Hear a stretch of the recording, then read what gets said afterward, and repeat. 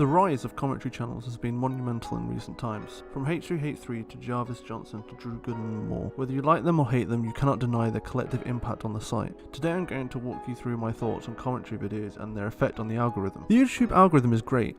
It recommends us videos based on what we've watched and what we like, and helps us have an enjoyable experience on the platform, but it has faults. In recent times, we've seen the rise of the adpocalypse too, due to the knowledge of a mountain of videos focused on minors consumed by paedophiles. The algorithm then sends the viewer into an endless bombardment of recommended videos, with minors and the same comment sections of child porn links and timestamps. Going further back, we had Elsagate, where content creators would manipulate the algorithm by appearing to be a child-friendly video or containing sexual, violent and mature themes. There's even content creators such as Jake Paul and RiceGum, which create low quality content which at times exploits and rips off kids who don't fully understand the concept of paid advertisement. The algorithm isn't perfect. In some cases it's borderline appalling, but it can be improved. Our actions while on the site influence what is popular and what is unseen. Jarvis Johnson's video on how the algorithm works explains how things such as watch time and click-through rate impact a video's popularity massively. The algorithm is constantly testing and checking videos, and what we do with these tests impacts the algorithm going forward. But how can we impact the algorithm? I'm only one guy. I can't impact the success of a channel on my own. Well, commentary channels exist to comment on things, obviously. But in recent times it's become clear that their negativity towards other content on YouTube is quite popular. Commentary channels raise awareness of poor content and immoral behaviours of content creators. Although iDubbbz is not known as a commentary channel,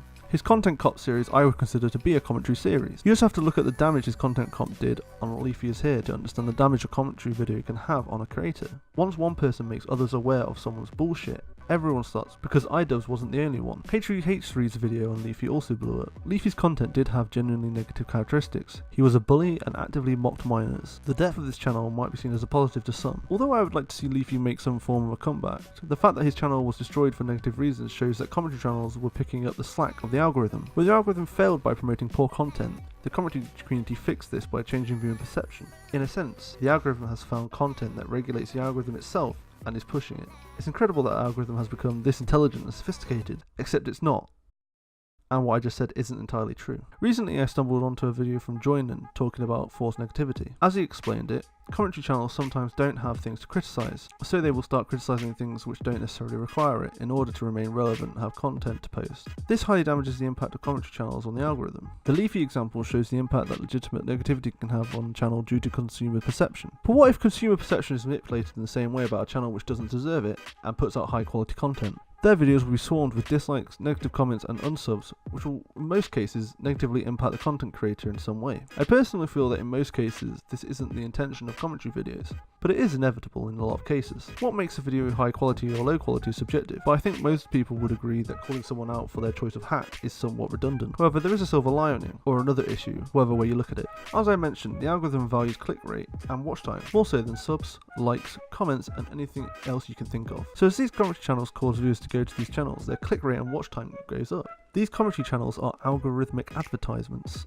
As viewer perception changes in one direction, the algorithm's perception changes in the opposite.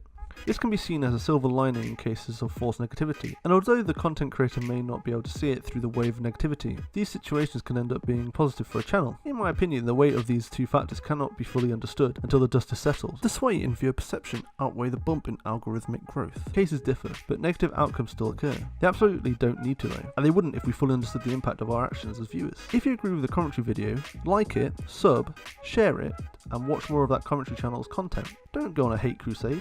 And if you see a case of forced negativity against a good YouTuber, call it out and go give your support to the content creator who is being unjustly targeted. Because the algorithm is promoting a self-regulatory system, but it only works if we use it correctly.